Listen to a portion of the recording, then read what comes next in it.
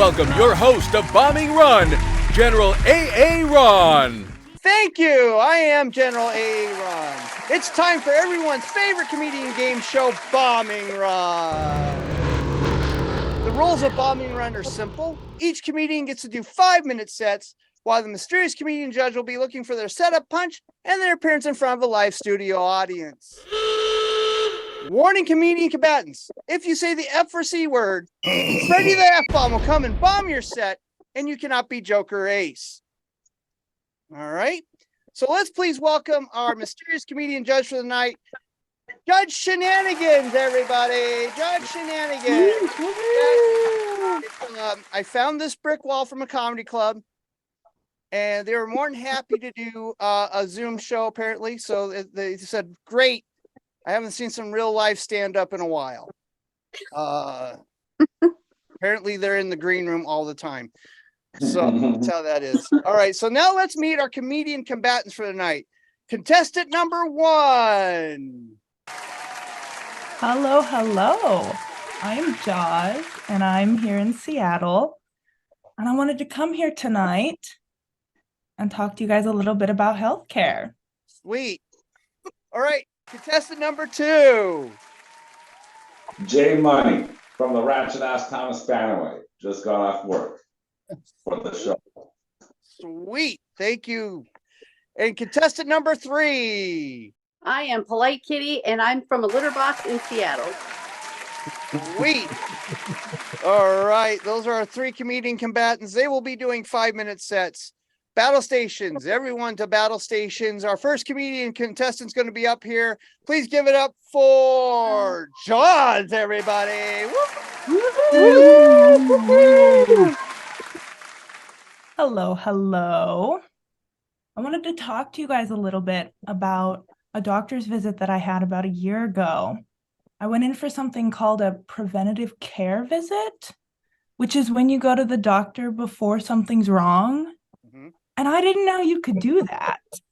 It was very exciting for me. So I went in, and the first thing that he asks me is, do you have any relevant family medical history?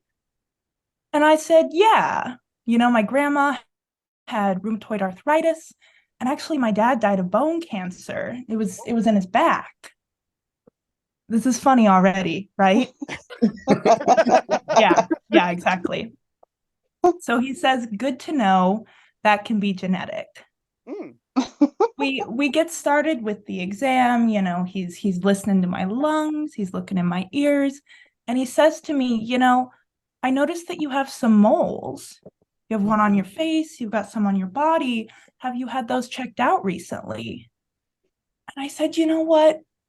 I did when I was younger, but I haven't recently. And he goes, ooh. Those could be cancer. Whoa.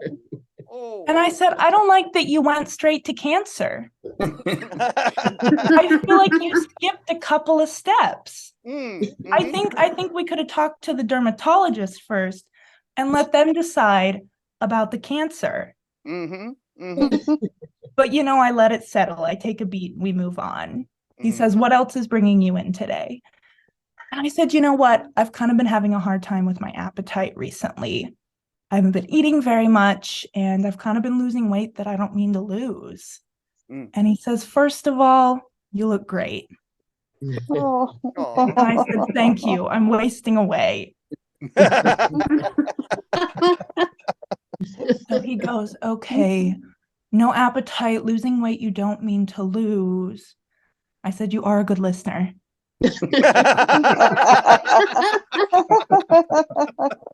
And he goes, no appetite. Ooh. That could be cancer.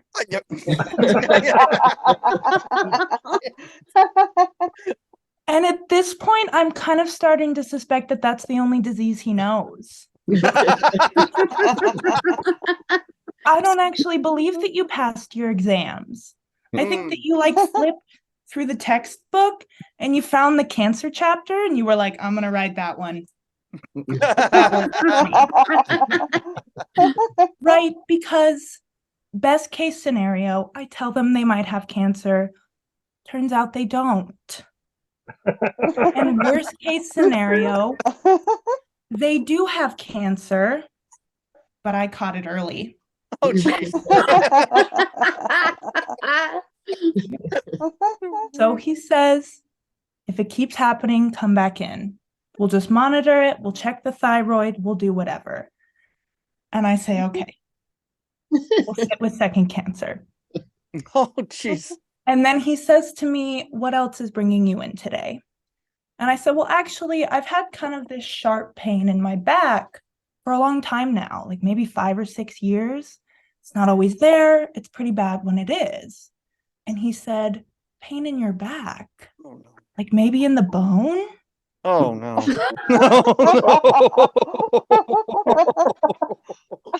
said, I guess I wouldn't really know. And he says, oh,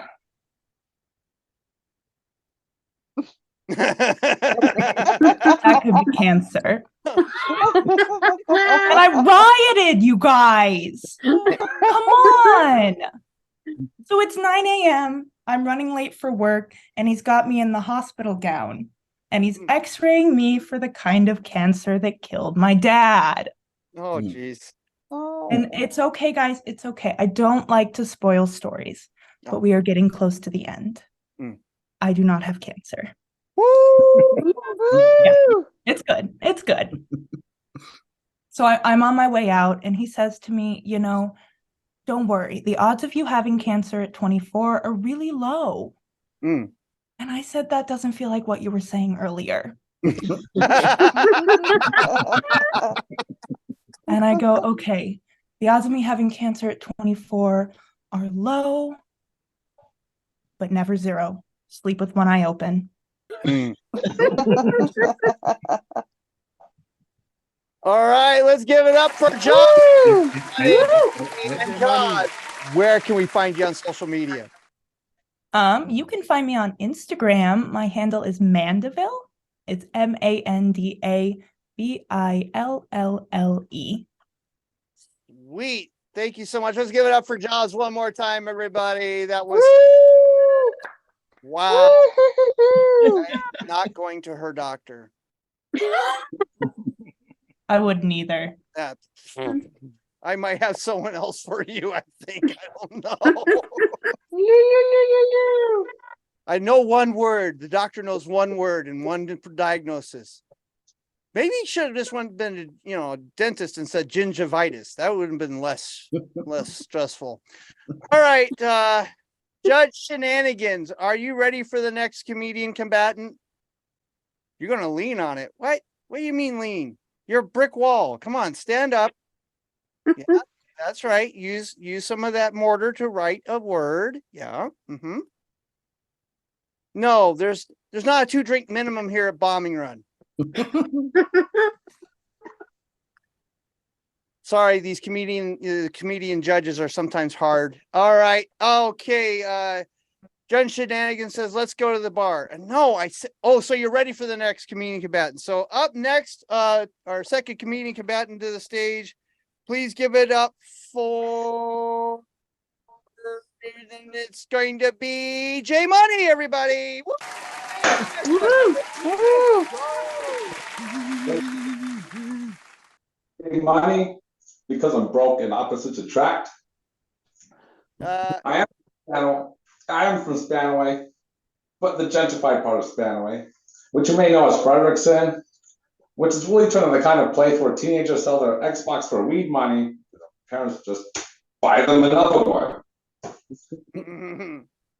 You can probably tell that I work in construction, but I used to work outdoors for a dealer, not a drug dealer, but a car dealer. And I got called to the HR's office one day at work because, you see, I've been having this problem of someone stealing my lunch, and I always knew it's that meth head coworker of mine because he's always stealing shit.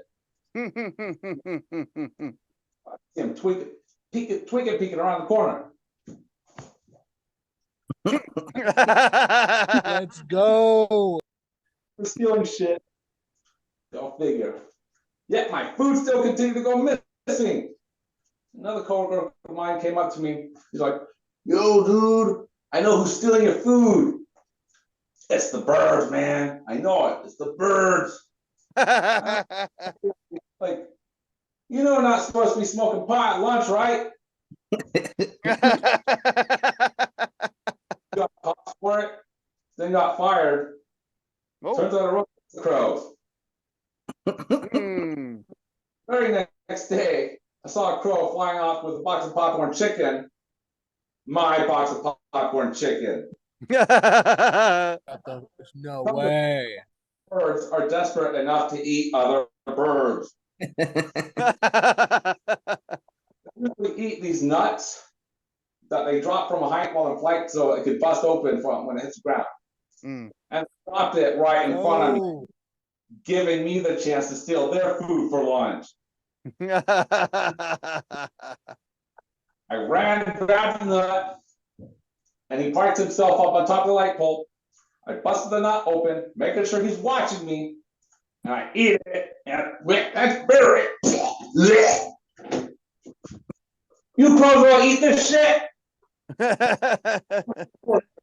Heard me say was.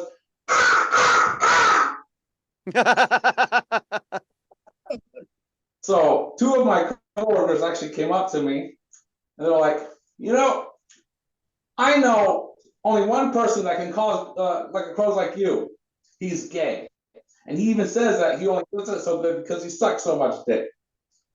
And I was like, "Yeah, I seen a crackhead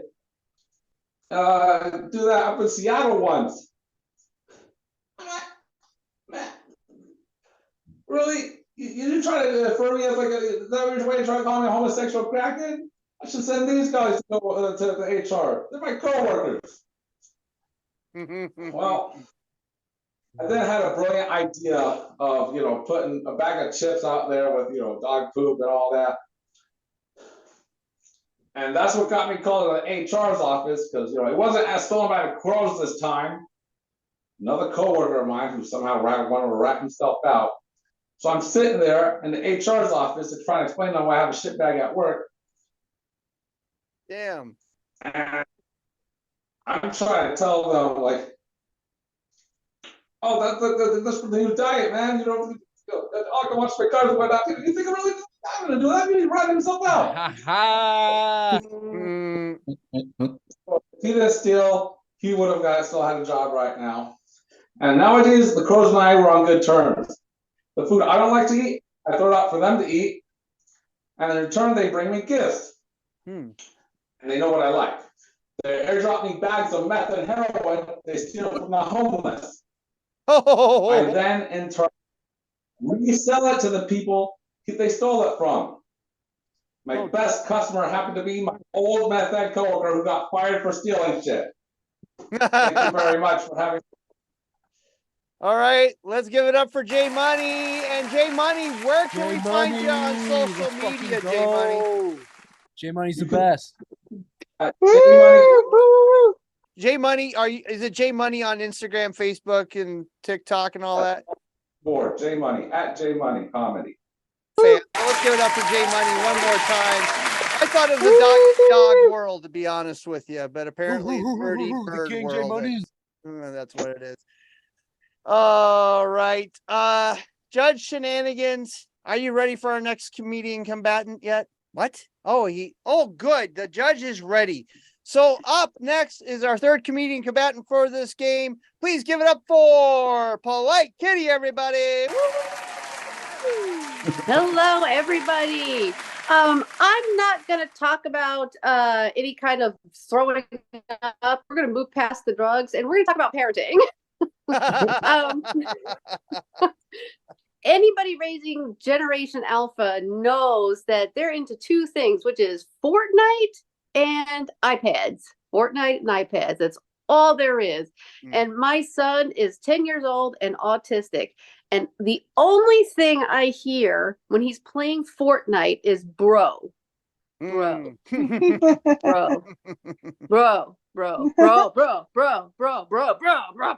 To the point that I see his little arms going. He's going, bro. It's okay. I can say that joke because I'm also autistic, and I'm right there next to him going, stop.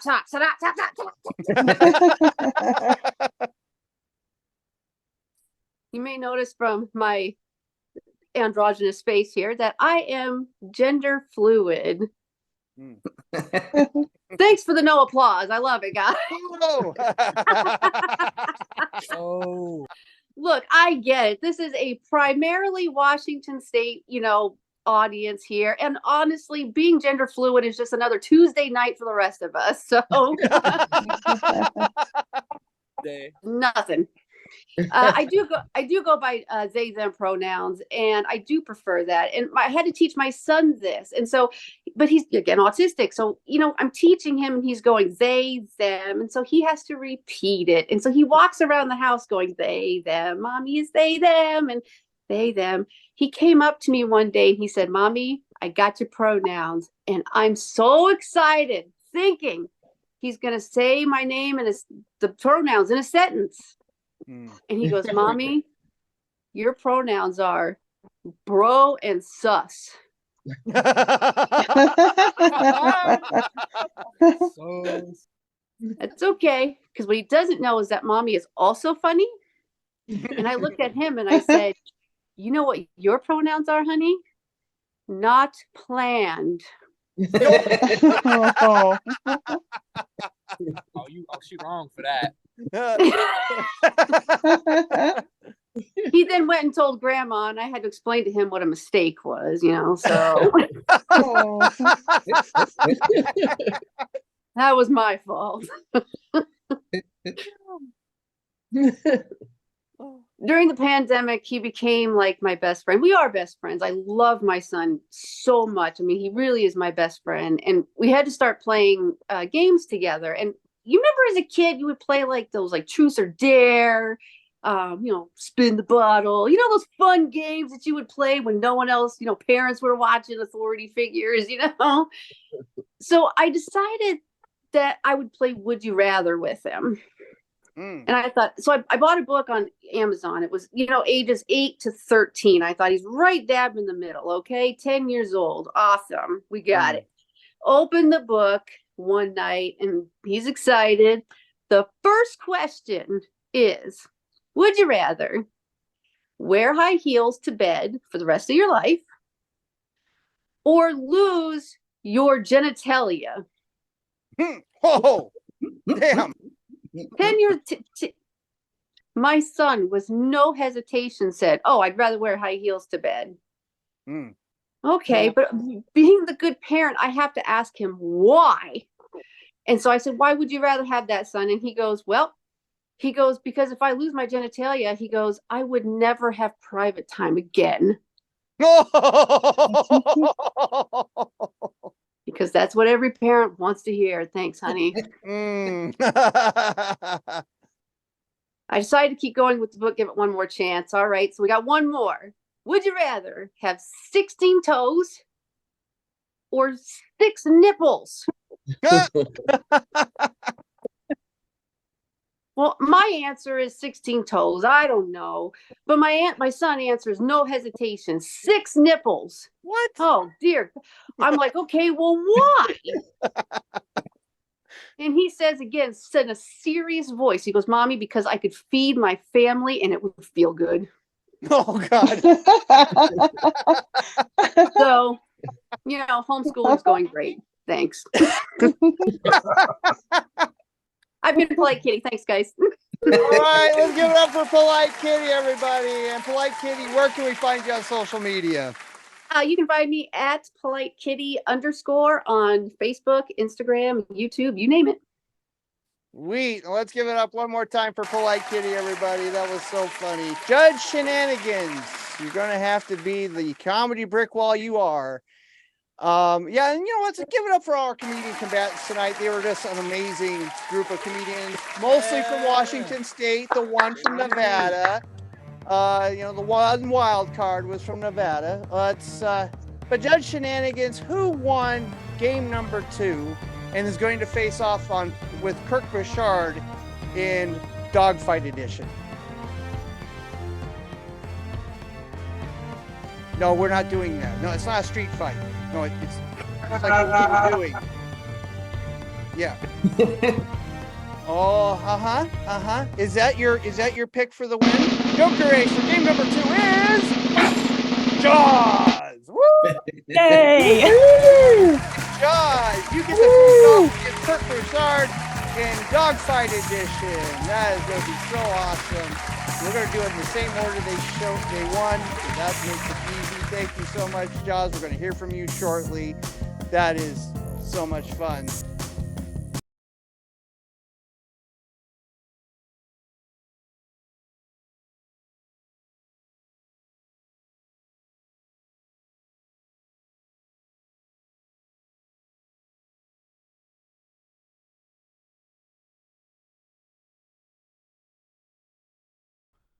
This has been an oddly funny production.